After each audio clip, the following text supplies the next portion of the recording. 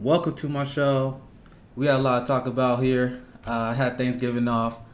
So I have a few days to kind of shift through some stories, and obviously I have a lot on my mind right now. Number one thing I want to talk about, we're going to roast Neera Tanden today. We'll see if my homies can join me in roasting Neera Tanden.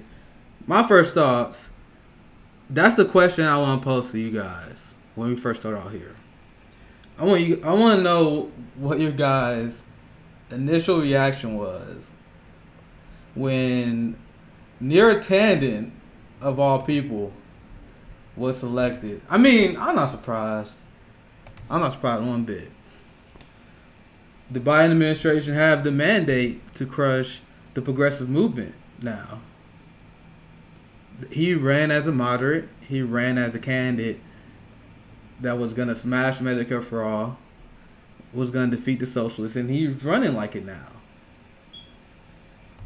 He's going to continue to act in the way to shut down the left because that's literally what his mandate in running for office was. So I don't know what people expected here, because I see a lot of people are regretting their vote for Joe Biden now. I had a lot of people tell me that. I don't know what you guys expected, because we was promised Joe Biden will have the most progressive. He'll be the most progressive president since FDR.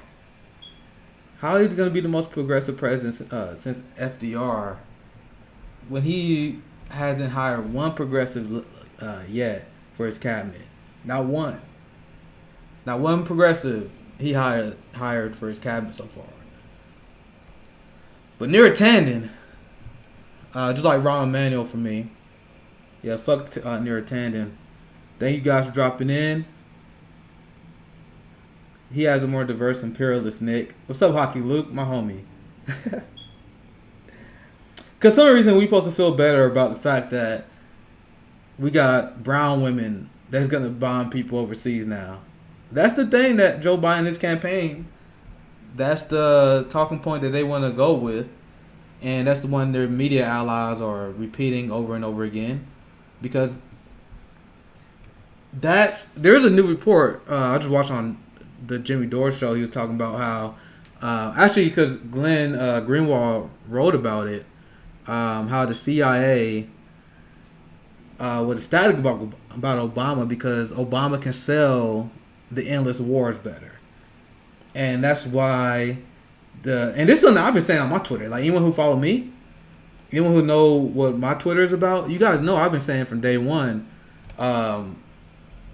that they use identity politics, they use black faces in high places as a way to push their agenda, to push their capitalist, immoral agenda. They use skin folk who are not kinfolk. You know what I mean? Let me see if I can find it. Biden diverse. Well, I bet I can find it by just looking for that. Yep. No one. You already know CNN gonna run a story on that. You know for a damn fact. What's good, fams? My question I was asking people, I was like, I want you guys to know.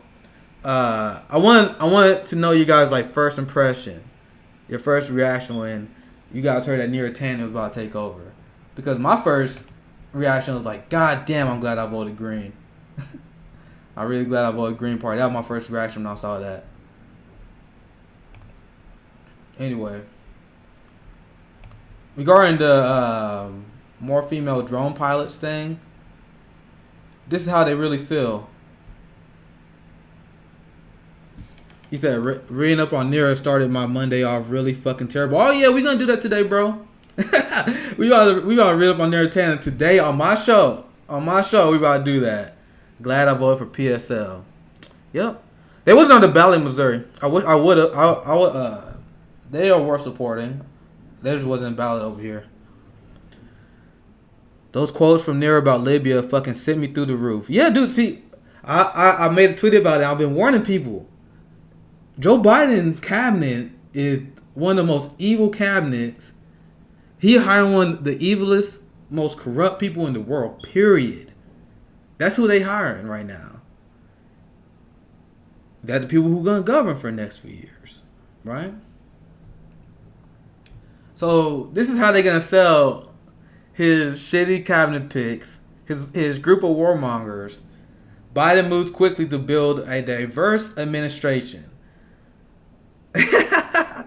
Diverse. We want more female drone pilots. Right? Chat. You see this? But the diversity though. Because I don't know about you guys. But if I'm being bombed, I at least want to be bombed by someone with a vagina. I don't know what you talking about. I don't know what you guys about. I don't know. President-elect Joe Biden has repeatedly promised to build a government that looks like America. He's not wasting any time in delivering on that front.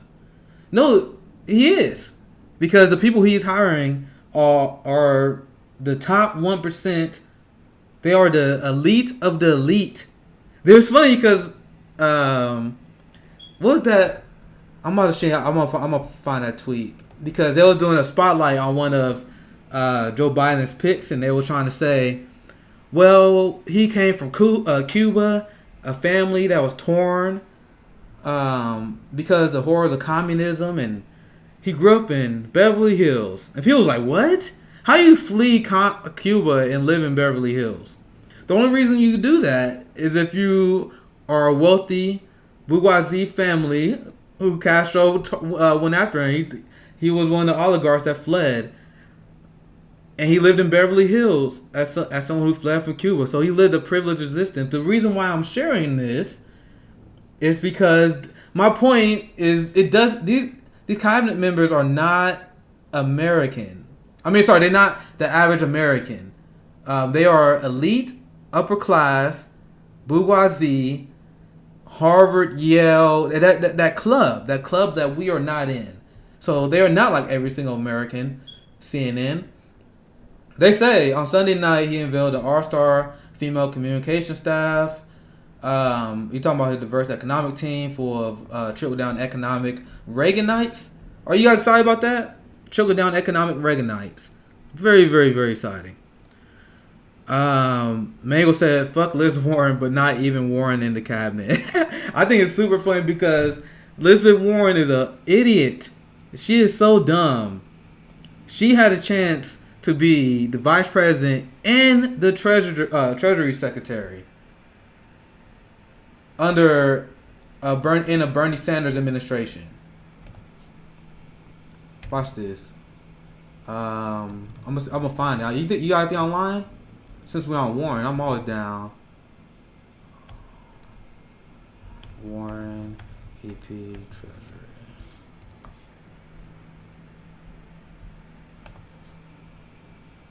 You got it online. I'm gonna find a story. There it is. Look at this. Look at this and realize how bad Elizabeth Warren fucked up. Look at this. It says, the Sanders campaign looked into whether Warren could serve as vice president and treasury secretary at the same time. And now Elizabeth Warren not even getting a cabinet pick. She's not even getting a cabinet pick. Womp womp. Womp womp womp. Right? It's actually sexist called Reaganism because you're denying the role of Margaret Thatcher. Stop erasing women. Elizabeth Warren could have been one of the most powerful women in the history of the United States. She could have made history. She could have made big time history. But her snake genetics, her snake-like being she couldn't help herself. She couldn't help herself. She wanted to be part of that club so bad. Senator Bernie Sanders' presidential campaign looked into the legality of potentially appointing Senator Elizabeth Warren as both its vice president and treasury secretary. The two have similar ideologies on Wall Street, but their varying strategy can complement each other. Blah, blah, blah. The point is, your girl Elizabeth Warren, she fucked up. I don't know if there's anyone in 2020 who fucked up more than Elizabeth Warren. Thank you for the subscription, brother. Thank you. And if you guys are enjoying the show, please subscribe. I am a black leftist. I think we need more black leftists in the media sphere. And I like doing these hangouts where I go talk about these stories. And I also have progressive roundtables where I have a lot of my homies from Twitter will be on as well. Dante Me said the irony is perfect. She literally lost a chance to be the first female VP, first female treasurer. Yeah. She was too big chasing power. She didn't want to make enemies because she knew if she signed up with Bernie Sanders, she would make enemies. But she's not about that fight. Elizabeth Warren, she is bourgeoisie at from the fiber of her being. That's what she represents. She represents the ruling class. She always represented the ruling class. Because people act like she literally did the same thing. Oh yeah, Pete is guaranteed to get the cabinet slot. Maggle. She rather rub elbows with the upper elite class of the Democrat Party than be associated with those disgusting Bernie bros. You know what I mean? So she couldn't help herself. At the end of the day, that's why she couldn't do it in 2016 to be Hillary's VP. That's why she didn't endorse him. And people act like she was ever on our side. You understand how little respect I have for anyone who legitimately believed that Elizabeth Warren was on our side. Andrew Yang got screwed by MSNBC. Yep, he hella got screwed. That's why I don't understand. I don't understand why Yang Gang isn't more radicalized against the establishment than they are. You know what I mean? Because a lot of Yang Gangs are Trump. A lot of them ended up being Trumpers. That will happen to a lot of Yanger, or they was like hardcore Biden bros. I think a lot of them should have turned way more anti-establishment than they should have. That was just what I say on Twitter, so it's just anecdotal. But there's a wing of the Yang support that's progressive. Then there's like a wing that's like weirdly like libertarian, tech bro, right winger. They all should be radicalized against the system after how Yang Gang, yeah, he said lots of Yang Gang are Republican or Libertarian. How? You see how your boy was treated? Man, Trumpers down for a UBI. Trumpers are ideology. They have no coherent ideology. A lot of them don't. Because if you take the same things that Trump pretends to say, and then you see AOC, you see Ilhan Omar, you see the squad, they say those things, but they hate the squad. They hate AOC. They hate Ilhan. So I'm not one of those people that give Trumpers more credit than they deserve. A lot of people think they're more economically populist than they are. They are economically populist, but only if it comes from a Republican. They don't care. They're not viable. I just wanted to drop by and say I am planning to attend law school at KU or UMKC, and I can't wait for you to run for office so I can volunteer for your campaign. My man, like once you get in Kansas City, I definitely want to say what's up to you because I'm 100% down to meet my mutuals and my subscribers, my followers. Almost every single progressive, every single person I met on Twitter have been amazing. Everyone, because everyone knows my story. If you follow my Twitter story and my progression as a citizen journalist. I started off, I quit my job and I volunteered for the Bernie Sanders campaign. And I met a lot of great comrades down in South Carolina when I was working for Bernie Sanders. And it never disappoints. I got a very great group of comrades that associate with me. And I want to meet all you. I want to meet all you homies. And it sucks because COVID-19 is this we now in a situation because of COVID-19 where we can't have sexy parties. We can't get together and party like I want to do. You know what I mean? Yo, what's up? I'm new here. What's up, Hugh Jazz? How you find me? Twitter? Twitch? Most people know me through Twitter. Hit 50K. That's crazy. Thank you for the follow, homie. Thank you for the follow, my man. But anyway, for real though, like when you get in Kansas City or UMKC, if you're not already here, hit me up. I teach you Muay Thai. I teach you. I told people my dream job is to be the martial art trainer for anti-fascists because I actually used to coach striking at UCM, the University of Central Missouri. We had our class there, and I've been a trainer, and I love coaching for a long time. So if you know me, the comrade, we got to stick together, man. And I'm down to train any comrade.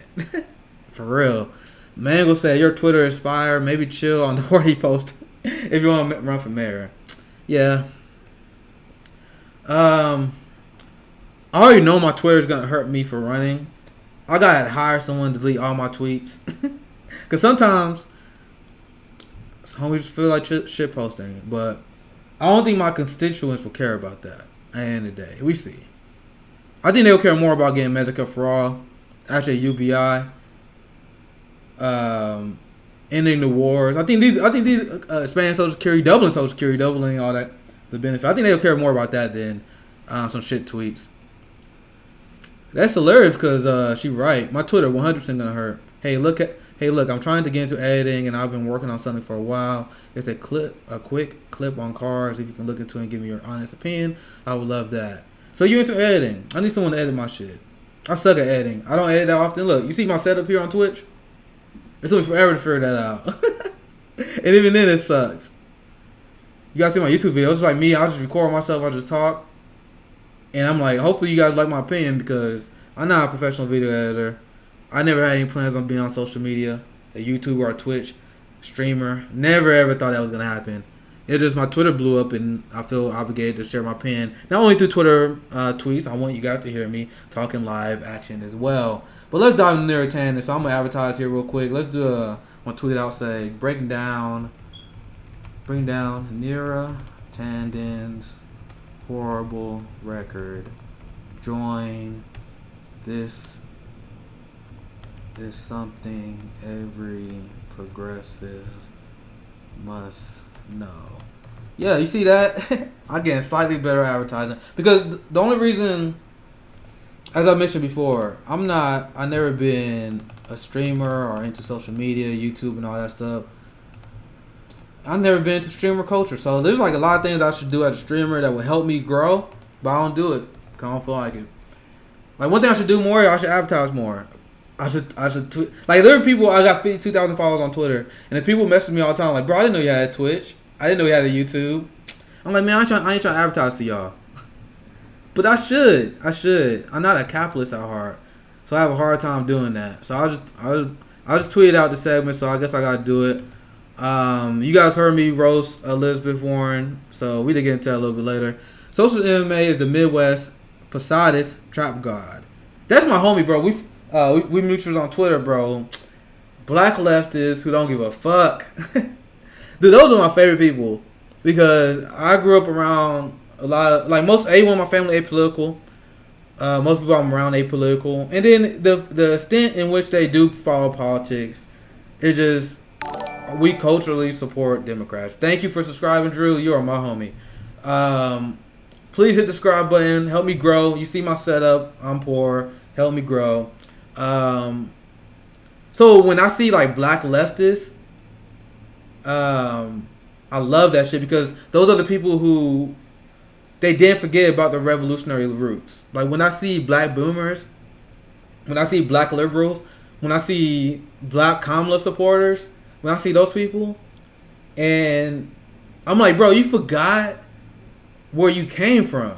You forgot there are great leaders like Frederick Hampton, Malcolm X, MLK, W.D. Boyd. These people fought against the neoliberalism you propping up. How did that happen, bro? What happened? So when I see black leftists like Poseidon Trap God, I hope I'm saying his name right.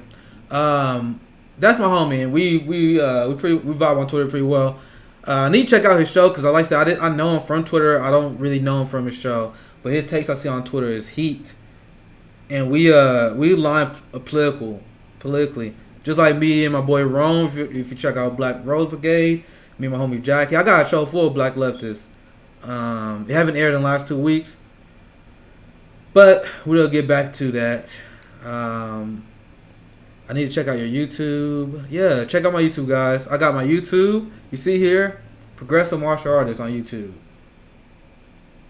So I stream here in the afternoons. I'm going to get much more consistent. Now I got... See, this is my ghetto setup, right? Once I get a slightly better setup, then I'll be able to stream much more often because I right now my brother's at work, so I'm like, all right, the house is quiet. I get to stream. You know what would be the ideal situation? If I had my own studio, so I can actually make professional looking videos. I can stream much more often, 8 to 10 hours a day, 5 times a week. So yeah, if that was the case, I think my channel would grow significantly because I'm actually shocked the level in which I've grown with me able not having no equipment, barely know how to video edit. So I'm glad that people like me just based on the merit of your opinion. Because honestly, if you look for the higher production value, now it's gonna happen here. I think you and Street Fight could. I think you and Street Fight could link up in some way. I think is Street Fight a guy. Thank you for the follow, Matt. Or made Matt. See, I don't know these people. Who's Street Fight? I was on Nico House show. He's a homie. I know a lot of progressives disagree with him, but Nico House is dope, man. No black leftists that fight the system. I was on this show. We had a great time, bro. We don't always agree, but Nico House, I think he's very slept on love. That's my personal opinion. Oh yeah. Anyway, I'm supposed to be breaking down Neera Tanden's record. We ought to do that. We ought to do that. Let's look at this. Cause I know it. Because she advocated for cuts to Medicaid and Social Security throughout the course of her career, and she's known as a progressive. How? And you have Barbara Lee. You guys see this tweet? Do you guys see the tweet from Barbara Lee? Propping up this gumbag.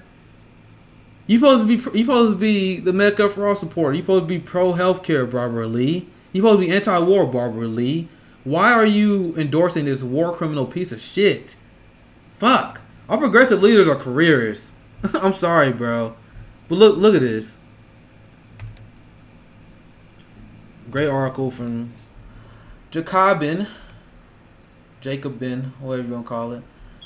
President-elect Joe Biden will reportedly nominate a White House budget director that have been one of the country's most prominent critics of U.S.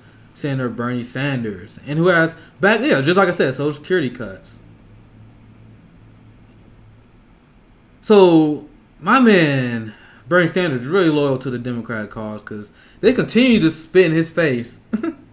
They continue to spit in his face, insult his supporters, because this is the biggest insult. Because Neera Tanden, she blocked me on Twitter, thank God, earlier this year during my rise to prominence.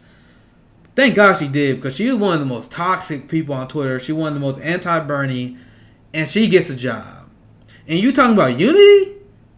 And Bernie Sanders really going to fall for the unity for me, but not for thee bullshit.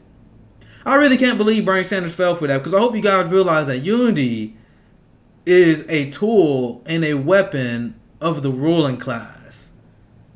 You know what I mean?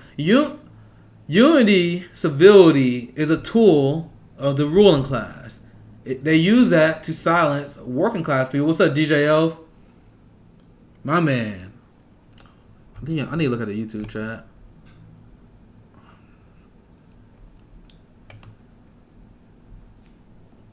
But yeah, they are actively trying to crush the left. Meanwhile, you got progressive misleaders who are trying to get us to unify with this party who are not unifying with us. Are you kidding me? Are you kidding me? We need to do what France did. Y'all got a story on that. Do you guys see the story out of France? Crazy. But I'm gonna do a story. I actually got a segment about that. We're gonna get into that. Just set shit on fire until we get what we want. We gotta make our government afraid of us. Our government, they literally laugh at us. They have no fear of the citizens here because they had no reason to. Nobody here got any. They got no teeth. Everyone here is. If shit get bad in America, Americans will be like, well, I guess that's our new normal now. The fuck? That was literally what people think.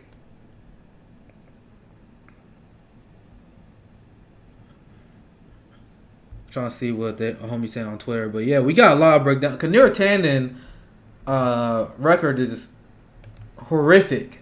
I mean, her most famous thing is talking about when she was talking about taking Libyan oil. We're gonna get into that. Yeah, cause let me find the clip where she's talking about cutting Social Security.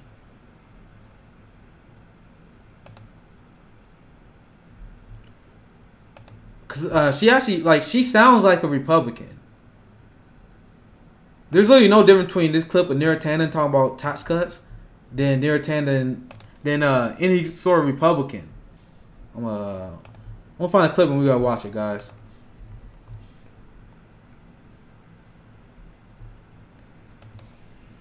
What do you guys think about Neera Tanden?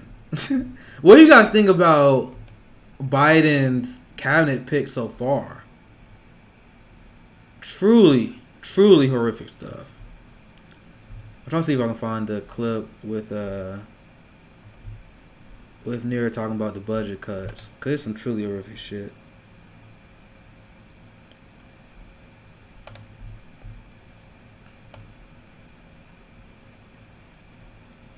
Man, I got some receipts. I got some receipts to go around on Neera as well. Man, what was that? I'm trying to find that clip I had where. Damn, I don't think I saved it. It's cool. I guess we can find it the old-fashioned way. Let's see. Let's pray that Twitter can find it for us. Yeah, there it is. My man Walker Bragman. And I think that there's candidates. Nick, you have to go look at the tweet that Erica just quoted. It's bad. Yeah, woke up to that one from Erica. Which one? You mean the white? My homie. Yeah, Erica. Yeah, she was a good friend. Yeah, the Libya tweet. I'm gonna pull that one as well. Yeah, cause that's about as bad as it gets. That's literally as bad as it gets. But look at this. Listen to this too, cause she sounds literally like a Republican right here. With these governors, and I think that there's other, there are progressive governors like O'Malley and Cuomo who've taken a much more balanced approach on budgets, where they've looked at taxes as well as reforming programs and cutting programs. And so I think that's the approach the American How's she different from Republican? Those of you who are here wants you to take us deeper into entitlements by Twitter. Ms. Tanden, do you know what the president means when he says entitlements are on the table? Any specifics and anything you would endorse? Yeah, I mean, so there are a range of entitlements that, I think when we're talking about entitlements, we're talking about Medicare, Social Security, Medicaid. These are programs that people receive support because of the status that they have. So when after 65, you get funding from Social Security and Medicare. Actually, it's getting older for Social Security. But the president has $300 billion in his budget in cuts in Medicare. That comes on top of cuts in Medicare from the Affordable Care Act. So he has people legitimately be like, yes, Queen. Yes, Queen. Sound like a Republican to me. Explain trickle-down economics to me. Yes, Queen. Yes. Preach Reaganomics to me. Cut my grandma's Medicaid and Social Security, Queen. Liberals legitimately will do that shit. Because Neera mostly it's a bot farm. But she got a lot of support in the Democratic Party. I'm going to roast some people who are supportive of Neera Tanden. How can you be supportive of this, Barbara Lee, when she is advocating for cutting from Medicaid? Something that you've been a strong defender of your entire career. You're gonna have her in office. You're gonna support her in charge of the office budget committee? Are you kidding me? Barbara Lee are shitty ass progressive leaders. Put specific cuts in the budget already in Medicare, and they had savings in Medicaid in the past. I think the question really is, if we're going to have a deal to address long-term deficit reduction, we need to put both entitlements on the table as well as taxes. It's unfair to ask. And the fucked up thing is, bro, this is how right-wing our country is. Our country is so right-wing that she is literally using right-wing talking points. Just like they do with Medicare for All. She's using right-wing talking points, calling Medicare and Social Security entitlements. That's our fucking money. That's not an entire entitlement. That's our money. We paying the Social Security, we paying the Medicaid. We should own the means of production, period. That's our money our revenue, period. So if we want to have robust Social Security and robust Medicaid, we should be able to have that. That's not an entitlement. That's a right-wing think tank way to get people to get against social programs.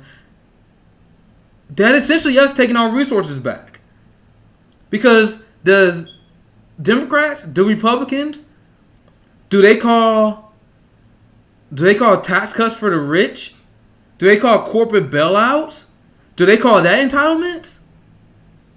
So just know that's a right wing talking point. She's just repeating it, and the person on C-SPAN who's supposed to be neutral, apparently we all know that's not the case, and they just repeat it like a goddamn fact. Right wing talking point is like entitlements. The burden of our deficits. Middle class Americans actually didn't create the deficits. So I think the challenge is that we should. You guys did with your endless war on the entitlements, and the Center for American Progress has put forward ideas and proposals to reform the beneficiary structure of Social Security. Some of our progressive allies aren't as excited about that as we are, but we've put those ideas on the table. But we think that those are legitimate ideas that need to be put part of a proposal ideas where everyone's at the table. We don't just ask middle class Americans to sacrifice. We ask all Americans, and especially accept your corporate donors. Everyone has to sacrifice for your shitty decision as a ruling class. Accept the corporate donors. Someone explain to me how that makes sense. How to stream? Sorry the stream might be slow down a little bit. I got a lot. They always do that when I play the video, but hopefully you enjoy the audio. Jesus Christ! But she's talking about we all gotta make sacrifices. No, the only one who's making sacrifices are the working class people who you guys fail with your policies. Her hair is rough. Since you guys are talking about that quote tweet from Erica, let me blow her. I'll show her a tweet on. Let me find it. Cause I know what you guys are talking about. I just didn't see Erica's tweet regarding it. Let's creep on her timeline real quick.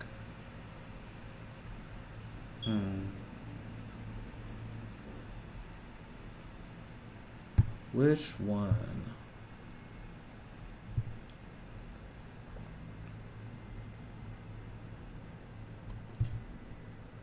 She got a lot of good tweets. She's a good she's great at tweeting.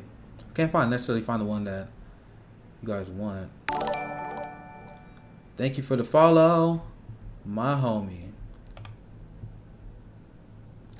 But I do know what you guys are talking about. Let me see if I can find it. Because this is one of the main things I wanted to discuss regarding how disgusting Neera Tanden. So you guys see that she was a Republican. Like when you listen to her tweet, when you read that tweet, how can you come with any other conclusion than the fact that she's a Republican?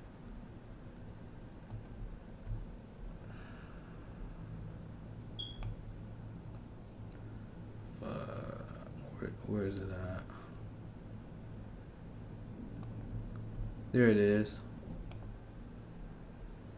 I didn't find Erica's tweet, but I found my homie Bess. Neera Tanden is a bloodthirsty imperialist. This dude's great. He's my homie. And this shows why Neera Tanden should be disqualified. Like, in any rational society, all the warmongers and war criminals that Joe Biden is nominating to the highest levels of public service, that should be a national scandal. Orange King says she's not a Republican. I know she's not a Republican in terms of how she classes herself, but she is a Republican in terms of ideology. I think that's what you mean, right? I think that's what you mean. Look at this. Because if you want to argue the fact that she's not a Republican or conservative in terms of ideology, I don't know how anyone can make that argument, homie.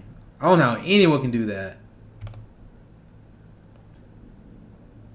Oh wait, I see you, Russia. You on YouTube? He said Neera Tanden is pure evil. She's not a Republican. Yeah, she's just pure evil. Neera Tanden is a Sarah Palin. Neera Tanden is a Sarah Palin Democrat. Neera Tanden is a Margaret Thatcher Democrat. Neera Tanden is a Nancy Pelosi Democrat. Neera Tanden is a Hillary Clinton Democrat. And that's the worst thing you can possibly say about her. Yo, when you gonna get some merch? I want to be the first one to rock your progressive martial arts gear. Good luck, my homie DJ Oaf. I just saw some of the YouTube comments. I actually have my good friend. She the one who made my mask. That's my profile picture on Twitter. So you see that mask at the bottom of the screen there? The one she made that. She made the Medicare for All mask that AOC in the squad and a lot of high level. I think even Ed Markey had it on as well. So she does a lot of great work making progressive gear, and she ended up making me a progressive martial artist hoodie. That's gonna be fire. That's gonna be fire. Maybe once I grow a little bit, I can start mass producing those. She's a Harvey Weinstein Democrat. Yep. Loyalty to corporate donors in the establishment. That's exactly who Neera Tanden is. Which entities want American troops totally removed from Iraq? Iran and ISIS. Holy shit, she's a warmonger. And this is the email that they were talking about. What she said, she literally talking about how we should take Libyan oil. This is being a war criminal at the highest level. Thank you for the follow, Comrade Kenny, my homie. Please follow and subscribe if you're enjoying my channel, my little show here. But she literally floated the idea of taking Libyan oil. That's evil to the highest degree.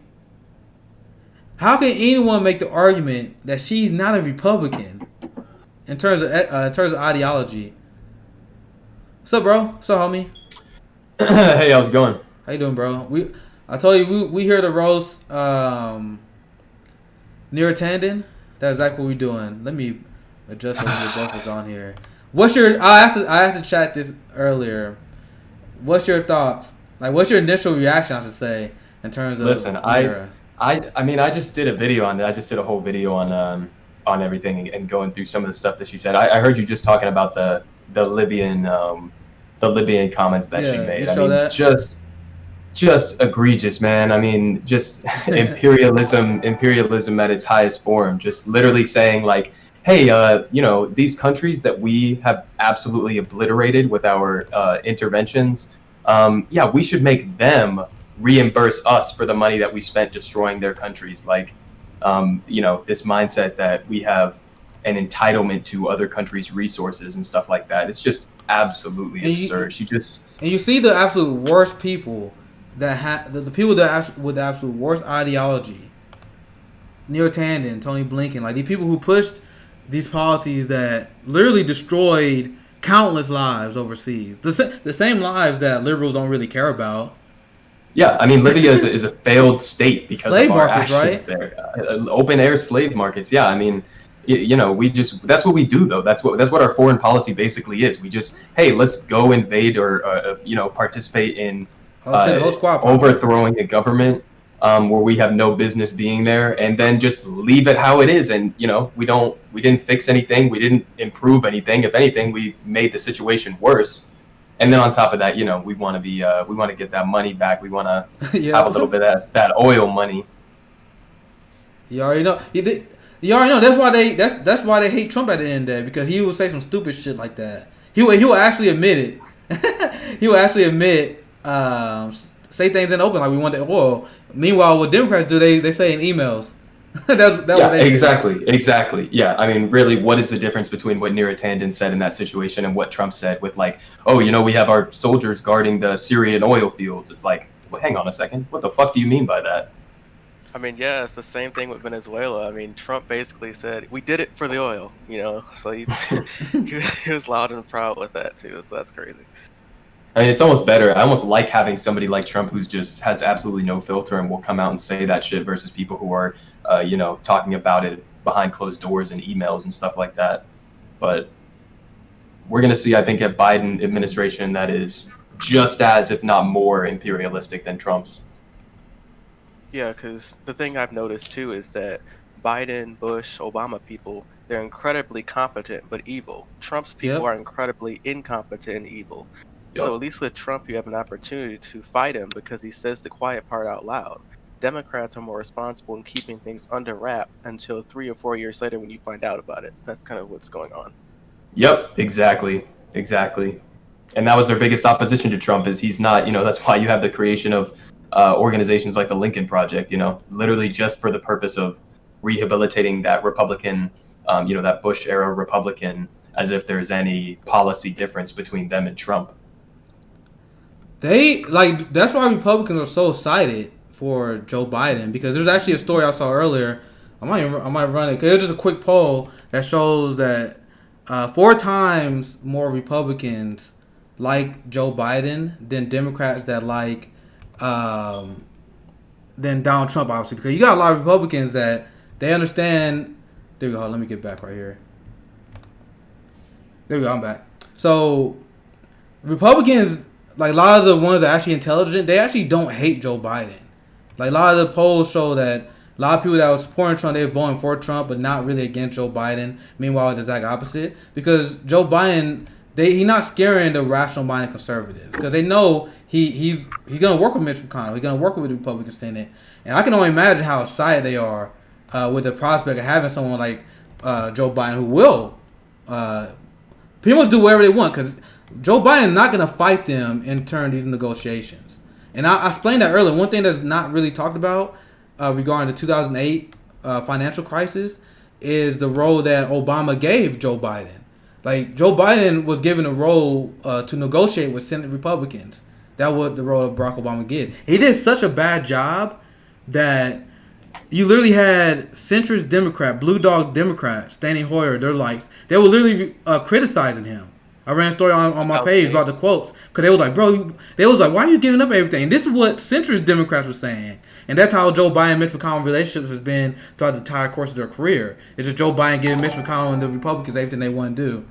And Neera Tanden was actually part of that too. She was, with her Center for American Progress, was helping to push the austerity measures and trying to do that grand bargain with the with Republicans under the Obama administration. Neera Tanden was a huge part in doing that, and having Biden choose someone like her for managing the budget literally is probably the worst sign you could have at a time like this. I think those should show the leftist communities we need to take a page out of the Tea Party movement. Stop voting for these MFers. I mean, it's really that simple, because now the thing with Joe Biden is what's different from Hillary is Hillary didn't care. You knew she didn't care about leftists. You knew she didn't want to do anything you said. She only just gave us stuff to appease us. With Biden now, he plays this facade of being this super cool Uncle Joe, while at the same time spitting in your face by putting people in like Neera Tanden. So when is enough is going to be enough for some of us leftists? And I'm kind of worried because, like I said, I give people props when they do the right thing, but I also will go after you when I feel like when you're doing the wrong thing. And I pointed out earlier today, going after Rahm Emanuel, that's the easy target. That's the dub, right? Where is the squad? And now, like I said, you guys came in around time, because I was literally just about to get ready to call some people out. You guys probably saw that. Barbara Lee, one of the people who was supportive of Neera Tanden. And it's like, we are surrounded with a bunch of career climbing progressive politicians, because Barbara Lee, your big thing is supposed to be Medicaid expansion. You're supposed to be the champion of Medicaid and Social Security. And you're going to advocate for someone who aggressively advocate for cutting Medicare and Social Security? Where's your character? Where's your spine? And they don't even mention it. I mean, they literally don't even mention these flaws or anything. It's not like they're giving like these, half-measured criticisms. They're not even saying anything about Barbara Lee. Hers was just outright praising Neera Tanden. It's just ridiculous. Yeah, I mean, if you look at since Reagan, I mean, Ronald Reagan was really the first president that he was the actor president, meaning he put on this facade of who he was, which disguised his horrible policies. And so every president since him has put on that facade. I mean, you had George H.W. Bush, tough guy, right? Then you had Clinton, cool guy, plays the saxophone, wears the sunglasses. Then you got Barack Obama, you know. So what it does is that even Joe Biden has really mastered this too, of putting on this facade of who people think he is, projecting that energy while at the same time disguising his own horrendous policies and rehabilitating those horrendous foreign policy and domestic policy officials back into the regime. It's just hard. And one thing I'm gonna start calling out, man, because I've like, believe it or not, I've actually been nice.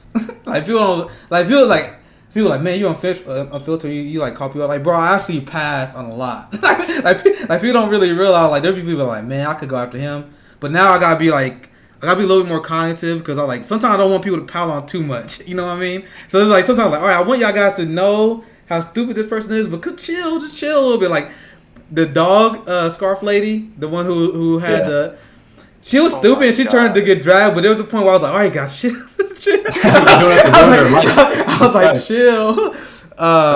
Because that one went pretty viral. But now, because I don't know how you guys feel about Robert Reich. Hopefully I'm saying his name right. Robert Reich? I think it's Reich. Yeah. I'm going to read a tweet. I don't know if you guys can see it. If you guys have my stream up, you would see. I'm just trying to save resources here. I see a lot of leftists. I'm pulling out his tweet, and people on the left was pretty upset at this for good reason. Biden appointing Celia Rouse as head of the CEA, blah blah. Pretty much, and then you bring up Neera Tanden. Excellent. All committed to full employment, boosting wages, and reducing inequality. So this is my point I'm bringing up here, because I've seen good tweets from Robert Reich. I've seen tweets where he accurately will go after the establishment, and he will accurately point out the problem. Now, this is why I get frustrated. Because we got communicators like him that will point out the problem, and they won't hold back their filter when they try to sell a book. You know what I mean? When they try to sell their article piece. But then they give bullshit shit. They do shit like this. Like, how are you going to say Neera Tanden is for reducing inequality? You know better than this, Robert Reich. You know, how is her advocating for cutting Medicare and Social Security fine for inequality? How is her opposing progressive policies like Medicare for All, which would boost jobs and wages, which I know you know, Robert Reich? How are you gonna say she's 40 kind of stuff? Like, this kind of stuff that pissed me off. That's my reason I'm pulling this up. And once again, with Barbara Lee, the same thing. Like, you guys know, Michael Moore is another one. Michael Moore, another guy who can accurately point out the problem. Michael Moore falls for the liberal narrative quite often, I think. More so than Robert Reich. I mean, Robert Reich, like you were saying, has usually, 99% of the takes I hear from him are good. But you're right, it's 100%. It's whenever it comes down to actually standing up and opposing the people who, you go out and you talk every single day about, like you were saying, like the problems with the country and stuff, and then you're going to just like tacitly approve of somebody who is diametrically opposed to the agenda that you're trying to accomplish. It doesn't make any sense. And then you have people in bad faith who'll be like, oh, you think you know more than Noam Chomsky? I'm like, bro, I'm not acting like a wise ass. I'm actually following what he said. Noam Chomsky said people who are responsible for the climate crisis are the most evil people in the history of humanity. And then I remember when I heard that, I was like, oh shit. The first time I read that, I was like, oh shit, Noam a little bit farther left than me. I was thinking like, man, I wouldn't go that far, because I was thinking like the Mongols, they did some pretty fucked up shit. Alexander the Great, the Nazis. Like, there's a lot of competition. But Noam, his argument is, he's like, yeah, there's a lot of people who did a lot of horrible stuff, but climate denialism will lead to the extinction of the human race. So yes, Hitler killed millions of people. Alexander the Great killed millions of people. The Mongols killed millions of people. But they didn't end humanity. That's his argument. That's why he said people who respond for a climate crisis are the most evil people in human history. So I'm like, I'm following what you say, Noam. Joe Biden is responsible for it too. He's the one that will make the policies that led to the climate crisis. He was literally the vice president for the last 8 years. Well, 8 years under Obama, not the last 8 years. So I'm following what you say. You say he is the evilest motherfucker that ever lived. He said he don't want to ban fracking. So where I come from, I'll give you the floor, RJ. Where I come from, if you, like, climate change denialism is not just saying you don't believe climate change is real. There's Republicans who believe that climate change is real now. Climate change denialism is not actually following what the scientists say we should do to fight the climate crisis. That's what people don't understand. That climate denialism 2020. So that's why Joe Biden's the enemy. That's why I'm actually following what Chauncey said, not you guys. Or go ahead, RJ. Just to add too about the climate change part, I mean, you see what happened when that oil plant in Louisiana happened when it exploded underwater. The entire fishing industry in Louisiana was decimated for for an entire decade. So even a lot of Southern Republicans were like, "Hey, if our money is hurt, maybe we should care about this issue." Yeah. I know it's sad to think of it that way, but that's why a lot of even Republicans started thinking about climate change, especially farmers in rural areas. And so that's kind of the hard part we're dealing with right now. Now back to Barbara Lee. I've been trying really hard to have nuance. I haven't seen you, bro. I haven't seen you like, bro. I've been trying. I'm trying so hard to have nuance. Like I got ratioed in one of your tweets. That's saying like who this person is. And I'm like, it's so hard because at one point, like I want to call them out and like I have been before, but at the other hand, I don't want to cancel everyone. We're just left on our own. People get really mad when they hear your opinion about Bernie. That's what I noticed. I also think though, you should be able to do that though. You should be able to have individual criticisms about a politician without it being like canceling them or like I have criticisms of AOC and members of the squad and Bernie, of course, but like, they're still playing their roles. They're still have the potential to be doing a lot of good. So there's no reason to like make it a black and white issue. I mean, go ahead, RJ. I mean, I say this all the time. Like, I admire the squad for standing up for policy. I'll always admire Bernie Sanders for opening my eyes for policy. But the problem is, it doesn't matter what you stand for unless you actually stand up for it. That's why the Republicans have been winning the last 40 years. They have shit policies, but they will die for them. And they win every fucking time. Democrats, they have good policies. They lay down like dead dogs every single time.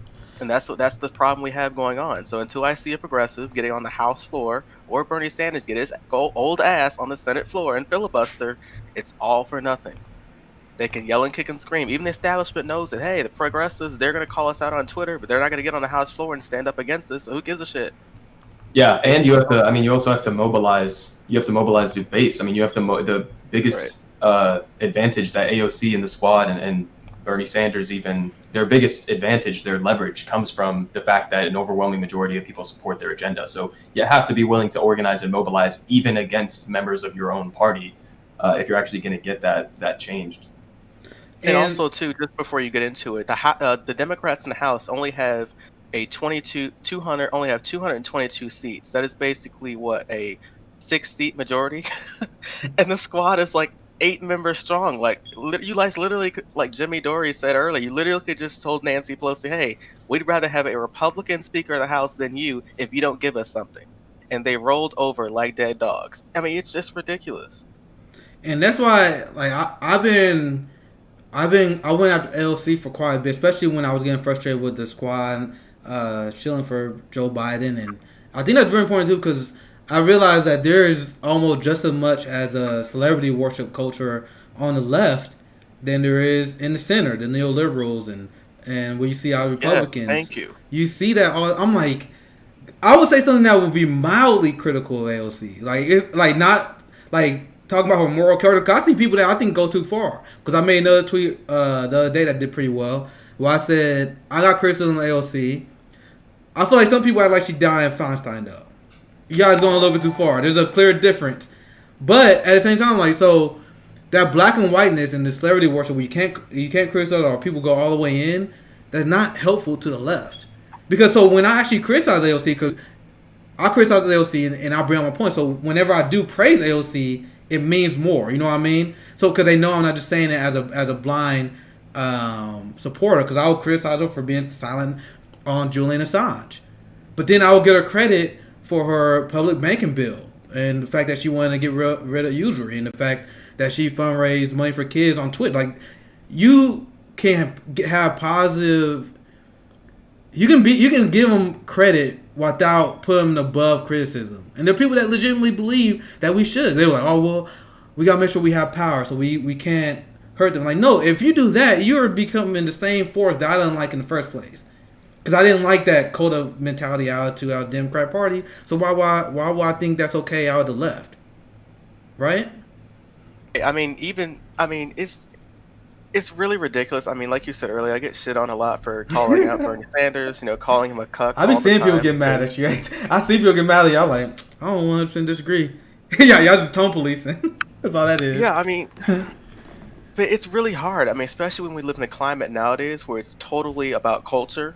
And what scares me, the politician that scares me the most right now is Kamala Harris. And the reason why is because I hate people who use their minority traits to achieve power and to abdicate themselves of shit policies that are evil. Yeah. And so look at Barack Obama. He used his black skin to snow over the entire black community.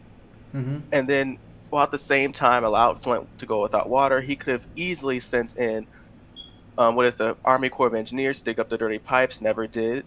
And so that's what scares me, because now any valid criticism you make about her, oh, it's sexist, oh, it's, racist or whatever. And it gives a complete angle to the right wing. And that's why it makes my skin crawl. Because we already fighting this propaganda war, right? So whenever I see Bernie, whenever I see our progressive leaders pretend that Joe Biden and Kamala Harris are somebody they're not, that does not help our cause. That actually hurts us. Because we're after the election now, so it's like you have nothing to lose in coming out and being honest. The fact that they doing this after the election show that they really do care about the career, because the idea was we gotta defeat Trump, we gotta do anything we can to beat Trump. So now Trump is gone. Why the fuck are you guys still acting like Biden cheerleaders? Like people criticize AOC. We do, right? But she actually been one of the most vocal. like where Tulsi been? You know what I mean? Like a lot of people, especially a lot of Tulsi fans, they'll take AOC, which once again I do too as well. But where Tulsi been during this whole Biden thing? Like she's been quiet too. Everyone's been quiet. Actually, Tulsi hasn't been quiet. She's actually been trying to get Edward Snowden and Julian Assange pardoned by Trump. I did see that. Yeah, that's good. I mean, regarding putback against the Democratic Party, and that's my biggest issue, because you don't see these people railing against the Democratic Party ever since they dropped out of the race. And I'm like, okay, I get the strategy. You guys want to rally it behind and defeat Trump. But now you guys are still apologizing. Like Marianne Wilson was just like one of the comic people brought up. I need to find that tweet, but she was like, "Yeah, but I think Biden cabinet picks is really good right now." What? What are you doing? Yeah. Go ahead. And to be fair about Tulsi, she's not running for re-election for the House, so she's not going to be in Congress anymore. I think that's even more reason for her to go ham, right? I mean that's true, but then she has no political power. Now she's just an airbag. So that's basically how the establishment looks at it. Yeah, I hear you. And like I said, my whole point is these people should be going hard on Joe Biden right now. Like, whether you're in Congress, like Yang, like all these people who claim they was anti-establishment, who was claimed to be against this broken system, and I'm seeing them praise Neera Tanden. I'm seeing them praise their cabinet instead of doing that. Oh my God, Cenk Uygur, what the hell? Like, Cenk is just off the fucking rails, man. I warned people about that man a long time ago. I mean, we've known this for a long time, but I don't get people still. Back to your point though. I mean, I think that it just doesn't make sense to me. People these politicians are not making the connection between the policies that they support and the reason why those policies are not being enacted. Like, I'll see a tweet from Bernie Sanders going through and describing exactly why we need Medicare for all. And it's like, okay, great, you're right on why we need Medicare for all, but you're not pointing out the fact that the obstacle to us getting Medicare for all he's right there. His name is Joe Biden. Her name is Nancy Pelosi. And these are the people who are standing in the way. You have to name them. You have to name them and go after them. Or your agenda, you can just tweet all day long. You can talk about the policies all day long. But if you're not making that connection between what the obstacle is, then you're never going to get to where you need to be. One thing I will say, though, what makes it hard for Bernie in the Senate is Bernie is technically a registered independent. So he depends on the Democratic caucus in the Senate to get his Senate appointments. So remember how Bernie was bragging about being like the budget chair committee person or whatever? Right. So he relies on Chuck Schumer. So the Democrats have essentially put Bernie in a cage. He only lets him out when the Democrats are suffering, like after the Democrats got caught cheating Bernie Sanders in 2016, and Bernie went on that bullshit unity tour even back then, and what they're doing now. So they say, okay, Bernie, if you don't do what we want, we're going to cut you loose and you're going to be gone. But if you want to stick with us, then you can. So they use him when he's popular. Then when he's not, they ditch him. Just like what Joe Biden did now. And I don't understand. And the thing that frustrates me is he's a willing participant in this. You know what I mean? Like, for one thing, you can fulfill your contract with the DNC without going to the lens that Bernie Sanders went, in my mind, right? Because he obviously got to support the nominee, got to do all that stuff, but when I feel like you're lying, but like there's nothing in contrary to say you had to lie about Joe Biden and Democrats when you say Joe Biden's gonna be progressive, he's gonna do this, he's gonna do that. Like, bro, I haven't all his cabinet members that he appointed has been openly corrupt, openly corporatist. So And Biden's going out and doing interviews. You know, I just saw one the other day where he's saying, "Oh, the progressives already have representation."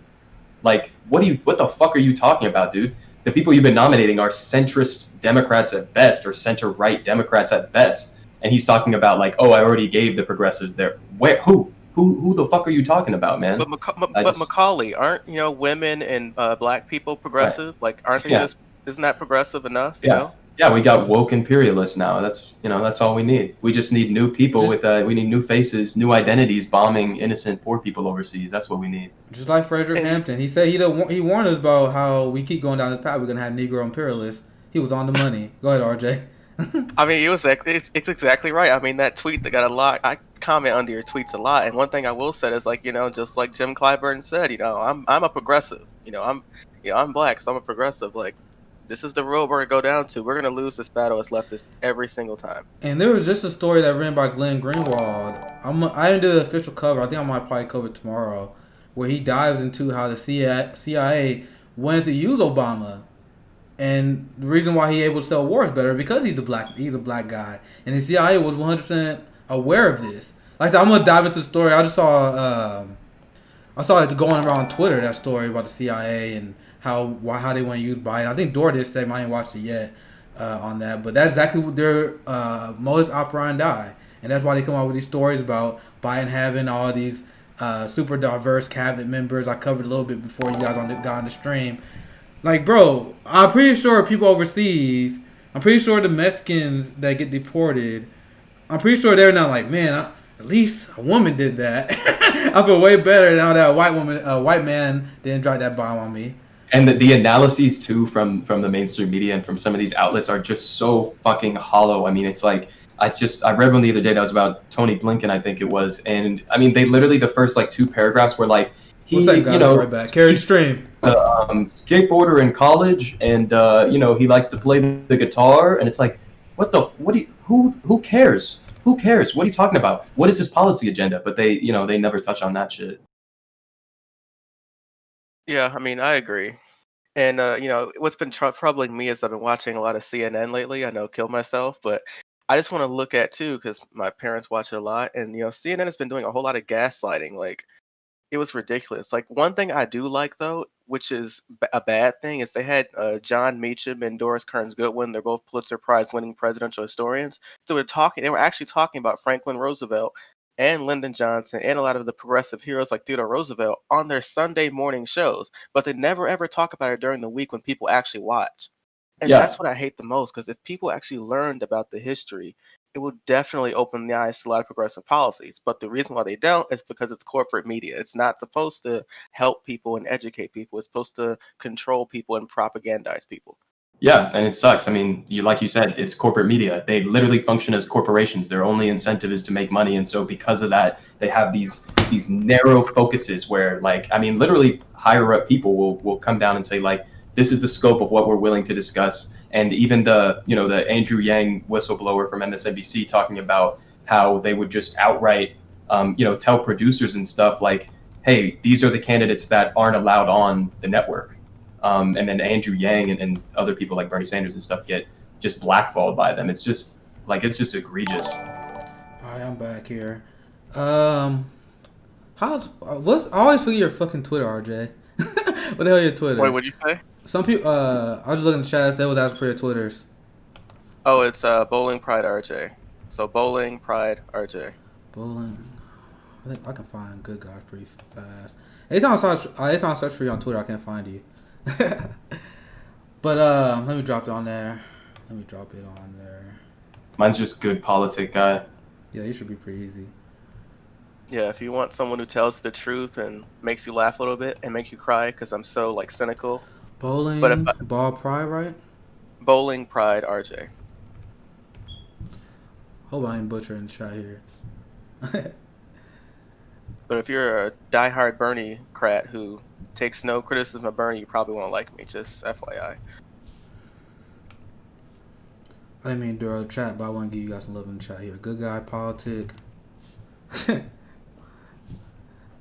pretty sure I bought your username. It's whatever. Good guy politic. They figure it out. I'll put it in there. Yeah.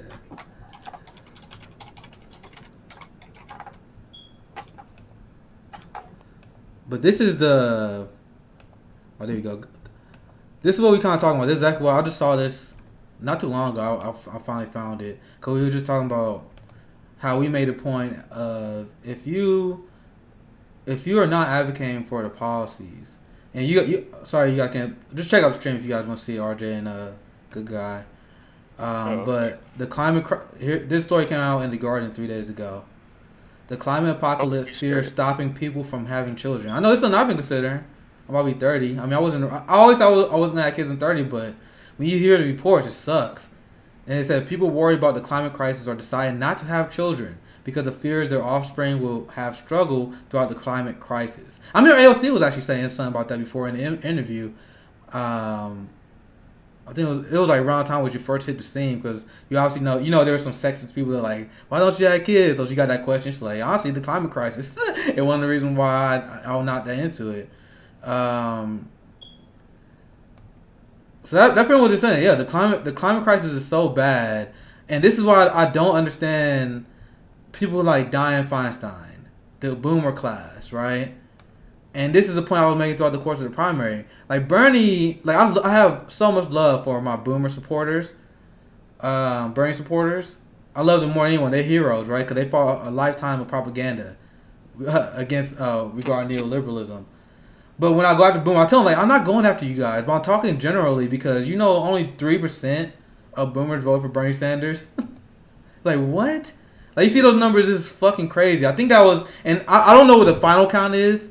But that was right after Super Tuesday. I saw that where they bring down the Super Tuesday number and you only have 4%. So that number may have changed, but I remember seeing that post Super Tuesday. Just to comment on that, actually, I think the problem with Bernie Sanders, why he didn't get old people, is because Joe Biden at face value looks like this calm, steady hand at the wheel. Like Bill Maher used to say, Joe Biden and these middle line Democrats are like the sturdy hand at the wheel, taking you where you need to go. This populist storm breaking, rhetoric that Bernie gives is good for younger people. But for older people who feel like their lives are established and just want to live comfortably and keep what they have, they think of it as taking from them to give somebody younger or to someone else. And so that's why a lot of older people shifted to Joe Biden because that's what they're familiar with. Traditionally in American politics, when you get to that age, you vote for who you're familiar with or for your team. And so Bernie really failed to make that connection with those older demographics. I think it also sucks, with the corporate media side of it, in that, they did a huge part in playing the propagandist role against Bernie Sanders with his old people.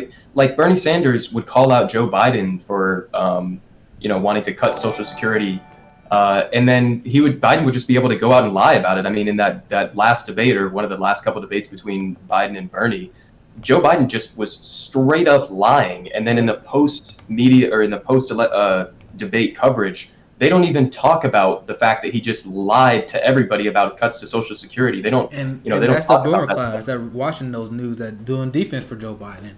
And I remember when the Vice piece came out. I still haven't watched, by the way, about the Bernie blackout. I didn't watch it because I feel like that's not the crowd that I'm intended for, because I've seen it happen in live time. Like that, I feel like a documentary for people who like either casual observers or people who didn't follow at all. They're like, oh damn, that's just crazy that happened. But I didn't have to watch it because I've seen it in live time. The trauma. Yeah, I've seen them apologize for Biden. For example, can you imagine if the allegations about Tara Reid happened to Bernie Sanders? You guys realize that the media did not report on Tara Reid until 7 weeks. And then not only did they not report on it for 7 weeks, it was like another 2 weeks after that until Joe Biden had to answer questions. So they gave the Biden team 2 months in advance to prepare this story, which they didn't even handle well in the first place. If that came out on Bernie Sanders, and there would have been nonstop, immediate coverage, They would have constant microphones in their face demanding answers. They would have been calling for him to drop out immediately. Yeah, I mean, you would have Joanne Reed literally like read Def Jam poetry and like solidarity of of sexual harassment victims on live air. You have performances. They're like, this is dedicated to sexual harassment victims and Tara Reid. They would do everything they could. So how can you overcome that? It wasn't even just not talking about it. It wasn't even just not talking about it. I mean, they were also like just writing these smear articles and pushing these narratives of like they went out and quoted her former landlord about how like, you know, she was going through a tough period in her life. It's like, Jesus Christ, like this shit is immoral. And then they're taking out the Me Too's from their bios and deleting old tweets. It's just like that's something I always bring up for Joe Biden too. Like you threw away the Me Too movement for Joe Biden. You couldn't find somebody who wasn't an accused rapist. Like Jesus. Well, the thing about it too, what makes it bad is if you look at the primaries when Bernie was in that debate, you know, which is him and Uncle Joe. And the problem is when Bernie would call out Joe Biden for something completely valid, the commentators would say jack shit. They'd be quiet. They'd allow Joe Biden to lie. Yep. When you look at the general against Donald Trump, Joe Biden tried to trap Donald Trump, couldn't do it, but the moderator did his job for him. So there's two separate times where the media covered for Joe Biden to defend Joe Biden against Bernie Sanders and to go on the offense against Donald Trump for Joe Biden. That is the problem we have right now, where the media is simply handpicking who they want to win. And the reason why they can do that is because that's how they got Donald Trump elected in the first place. They didn't take their analysis of, damn, we shouldn't interfere in this type of politics. They realized, holy shit, we have a lot of fucking power. We just elevated a racist game show host to the presidency just by giving him airtime, just by covering his fucking podium. And this is how the boomer won. This is how they got the boomer vote, because that's all the media they watch is the corporate news, who was literally a defense tool for Joe Biden. Like that's all they was unapologetically that. And RJ brought up a good point. They would like fact check Trump, but then they let Joe Biden lie all the time. Like people be like, oh, Trump is the worst side. No, this is one reason I said Joe Biden and Donald Trump is two sides of the same coin, because Joe Biden lied about his participation in the civil rights movement. He lied about being arrested multiple times. He lied about lying about and that was like a one-time slip-up. That's a good point. It wasn't a one-time slip-up. He lied about being arrested with Nelson Mandela protesting the civil rights apartheid. Like, these are Trumpian lies. Like, look at any lie Trump said. Like, this is literally shit what Trump would say. And people legitimately would be like, you really think Joe Biden just like Trump? I made a tweet earlier today. Then I'll explain all the reasons why Joe Biden like Trump. And instead of acknowledging it, they'd be like, block. Move on. They're like, nah, he's a real one. He's a real one. You know what he's talking about. That and you can't blame them either, because they watch the Rachel Maddow. Like, whenever I see MSNBC trending for some reason, I click it just to be out of curiosity. And then I'm like reading these comments, like just like it'd be like Morning Joe would be trending or some shit. Morning Joe would say some shit. And these people are literally a cult, just like MAGA. Like, just repeating the same thing they're saying. Oh my God, Morning Joe, you're so on point. Oh, Rachel Maddow, she break down the news. She do a really good job. These people watch this shit religiously, and you wonder why they hate Bernie. We never had a chance. Anytime there's like some MSNBC, like Chris Hayes or whatever, somebody who occasionally has good takes, will like tweet something out that mildly like hints at holding somebody accountable, or being like, hey, this, Neera Tanden, she, has been taking her Center for American Progress has been taking a bunch of Wall Street money and stuff like that. And then you go look at the responses from liberals, they will immediately like ratio that liberal commentator to shit and just be like, whoa, Trump had his kids in the White House and stuff like that, and just go off on tangents and shit like that. Dave Sirota made a good point, because he said eventually, he's like, it's gonna happen. You have liberals literally cheering for Medicaid and Social Security cuts actively just to own Bernie Bros. Because ever since the Neera Tanden news came out, I literally seen the liberal army come out in defense of Neera Tanden. Like, all the blue checks, not just like random troll, I mean like the blue checks, all of them are falling in line. No one question the policy belief she has. But I want to shift gears one more time, because I have people in chat asking for questions. Woke Pasta said, what are your predictions for where we will be at in 2024?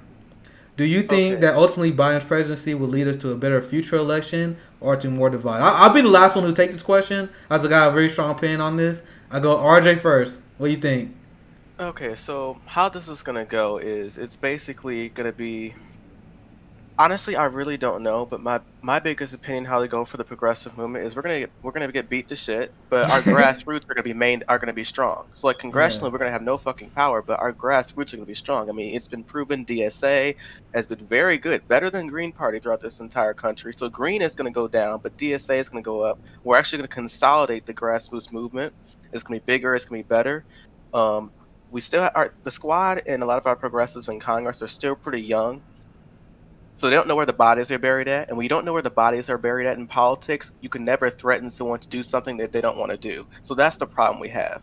But if progressives keep doing something like the Ed Markey route, where we get a guy, a corporate Democrat, vote for him only if he supports the progressives' policies. That way, we make him an ally, get him to teach the squad about all the bodies buried from all these corporate politicians. That way we can ransack the establishment. It's going to take a little bit longer time to do so, but as for 2024 with the presidential race, we're screwed. We have to pick a black woman if Kamala Harris is going to be running. I mean, look, if it's not a black woman, I'm sorry, I hate to use culture because you know I hate it just as much as anyone. If it's not a black woman, we're fucked. It's not going to happen because it's gonna be like Hillary Clinton 2.0. Move the fuck out the way, everybody. Hillary, Exactly. it's a landslide. So that's what I think is gonna happen. Do you think Biden? Yeah, go Because ahead. this is another part of the question. Do you think Biden's presidency will lead us to a better future election, or a more divided election? Definitely more divided because Joe Biden is essentially Gerald Ford. I told you this plenty of times. Gerald Ford was the placeholder president, the guy who was supposed to just, okay, look, you got 2 years. Just don't fucking wreck the Ferrari. That's all Gerald Ford had to do was stay for 2 years after Nixon left. So that's what Joe Biden is supposed to be doing. Stay here, do the day by day, nothing special, don't fucking wreck the Ferrari. But the thing is that it gave us Jimmy Carter. So I don't really know if it's weird. Joe Biden is a weird combination of Gerald Ford and Jimmy Carter, which is both pretty shitty, by the way. So, and Jimmy Carter was better with this culture war thing, or like seeming like principled, conservative Christian. So he really shit on the left, but it was liked by even Republicans. So that's kind of where we are with Joe Biden. But in the end, I think it would produce really more of a huge left-wing backlash if we don't fall on our ass like we've been doing.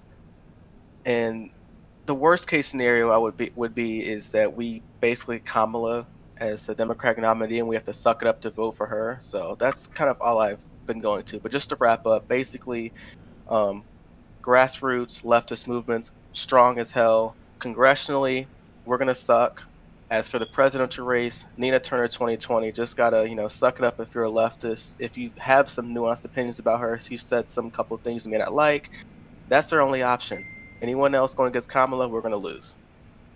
What about you, bro? What do you think? What are you thinking? So once again, just so you remember, the question was, where do you think we're gonna be at 2024? Do you think Joe Biden will heal or divide the party more in that race? Where do you think we're going to be at? I mean, it's hard to say. I agree that at least I hope that progressives will get our shit together and in the 2022 midterms have at least a little bit of success and get a couple more people to join the squad or something. But I think Democrats are going to get obliterated in 2022.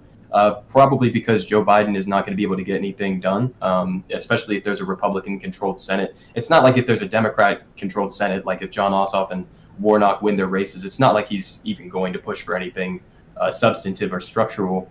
But I think probably the best things he's going to do is through executive order. We just saw he has the capacity to cancel student debt on day one if he wanted to, all student loan debt. 92% of student loan debt is federal. So Joe Biden could cancel all of that. He's already backing off of it. That was the chat said. They already walked back. Yeah, he's already saying he's not going to do that. So even on the executive orders, which I would argue would be where he could do the most positive, he's already backing off. So I don't think he's going to. I think it's going to be chock full of austerity measures, half undoing a lot of the damage that Trump has done, specifically. If you look at Joe Biden's plan on the corporate taxes, Donald Trump took the corporate tax rate down from, I forget what the specific numbers are, but 30-something% down to the low 20s. And then Joe Biden's plan is to raise it back up to 28%. So he's just going to spend his administration half undoing the damage that Trump has done, and then throwing his arms up in the air and saying, well, like, how much can you ask for? I've been given the circumstances that I have.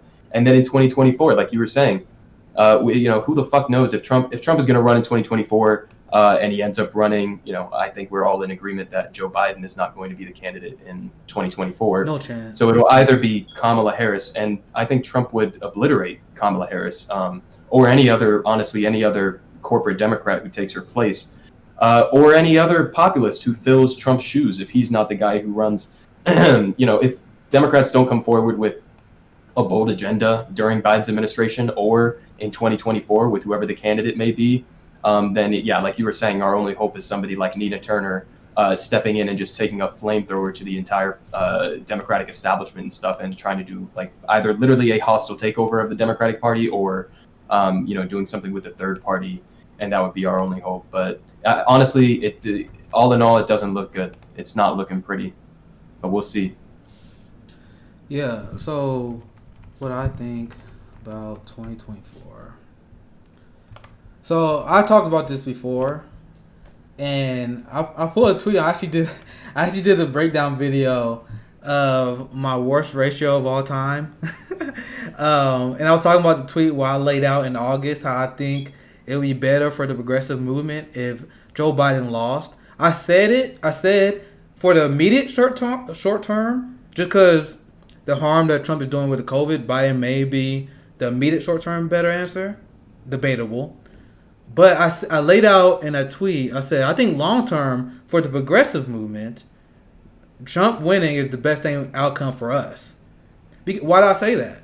Once again, I made countless videos. I have countless tweets laying out why I think substantively Joe Biden and Donald Trump is not that different. They're not that different. So since we're gonna be fucked no matter what for the next 4 years, we might as well position ourselves to be where we're stronger in 2024. So what are they already doing right now? They're already saying that Bernie Sanders and the progressive movement has cost them. It costed us. Bernie Sanders you got Morning Joe, you got their Democratic allies who are literally saying if it was Bernie Sanders, he would have lost. Joe Biden is the only one who could have threaded the needle and won this election.